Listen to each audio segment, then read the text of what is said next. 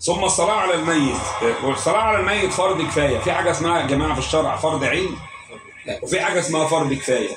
فرض عين دي يعني ده كل واحد من المسلمين لازم يعملها. فرض عين يعني عين عليك تعملها، زي الصلاة مثلا، خد بالك، زي الصوم مثلا. لكن في حاجة اسمها فرض كفاية. يعني ايه فرض كفاية؟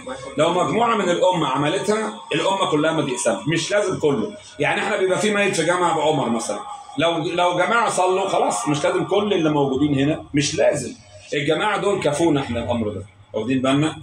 لكن الشرع رغب في هذه الصلاة وجعل عليها أجر كبير. يعني مش معنى اللي هي فرض كفاية اللي مجموعة صغيرة لو صلت تكفي الباقيين اللي انت تتركها. النبي عليه الصلاة والسلام قال كما عند مسلم من حديث أبو هريرة: من شهد الجنازة حتى يصلى عليها فله كيرات، ومن شهد حتى تدفن فله كيراتين.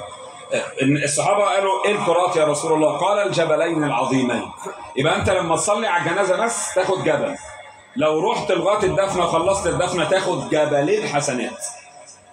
جبلين حسنات قد ايه بقى؟ يعني جبلين حسنات قد ايه؟ هذا لا يعلمه الا الله سبحانه وتعالى. فده اجر كبير. في اخوه تلاقي نفسها فاضيه كده تروح العمري بتصلي على 13 واحد، تاخد لو صلت لو راحت هديه هتروح على واحد بس، مش تلحق الاثنين، يبقى خدت جبل وخدت 13 جبل في الصلاه. فاهمين القصه دي؟ في اخوه فاهمه كده عايزه عماله تجمع حسنات.